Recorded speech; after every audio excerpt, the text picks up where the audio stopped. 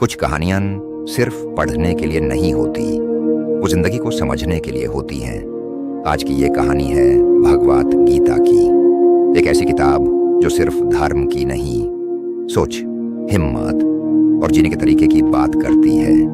कल्पना कीजिए, एक युद्ध का मैदान है, दोनों तरफ अपने लोग खड़े हैं, रिश्ते भी हैं, फर्ज भी है और दर्द भी। अर्जुन के मन में एक ही सवाल है, मैं अपनों से कैसे लड़ूं? उसका हाथ कांप रहा है, दिल भर गया है और मन टूट चुका है। तब कृष्ण उससे कहते हैं, तुम्हारे हाथ में कर्म है पर फल पर अधिकार नहीं। ये लाइन सिर्फ युद्ध के लिए नहीं थी, यह हर उस इंसान के लिए थी जो मेहनत तो करता है पर रिजल्ट से डर जाता है। सच तो ये है, हम सब अपनी जिंदगी के अर्जुन हैं। कभी पढ़ाई का प्रेशर, कभी करियर का कंफ्यूजन, कभी फैमिली का बोझ, कभी फ्यूचर का डर।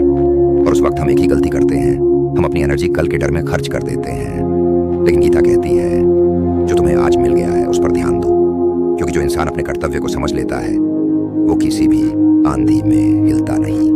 कृष्णा समझाते हैं, क्रोध से बुद्धि भ्रष्ट होती है, बुद्धि भ्रष्ट होने से इंसान गिरता है। इसका मतलब सिंपल है, जब गुस्सा कंट्रोल करता है तब फैसले गलत हो जाते हैं और गलत फैसले जिंदगी को धीरे धीरे तोड़ देते हैं। गीता हमें यह भी सिखाती है कि असली शक्ति बाहर नहीं होती, अंदर होती है। न पैसा हमेशा साथ देता है, न लोग, न वक्त, लेकिन जो इंसान अपने मन को संभाल लेता है वो हर हालत में खड़ा रह सकता है। कृष्णा कहते हैं, सुख और दुख, जीत और हार, प्रेज और इंसल्ट, ये सब आते जाते हैं। इन्हें अपना आइडेंटिटी मत बनाओ। आज कोई तुम्हें इग्नोर करे, कल वही तुमसे सीख रहा हो सकता है। आज तुम गिर जाओ तो इसका मतलब ये नहीं कि तुम खत्म हो गए।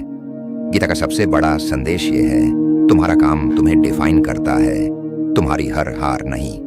अगर जिंदगी में रास्ता दिख नहीं रहा तो रुक जाओ, सांस लो और अपने कर्तव्य को याद करो, क्योंकि कभी कभी जीतने के लिए दौड़ना नहीं होता, संभलना होता है। और जब तुम अपने मन को संभल लेते हो तब बाहर की दुनिया कितनी भी तेज हो, तुम अंदर से शांत रहते हो।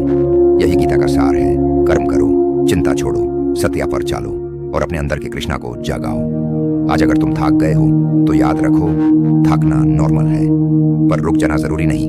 तुम्हारा अगला कदम ही तुम्हारी नई शुरुआत बन सकता है। तो जब भी जिंदगी तुमसे पूछे तू कौन है, तो बस इतना कहना, मैं अपने कर्म का साथी हूं और अपने मन का स्वामी।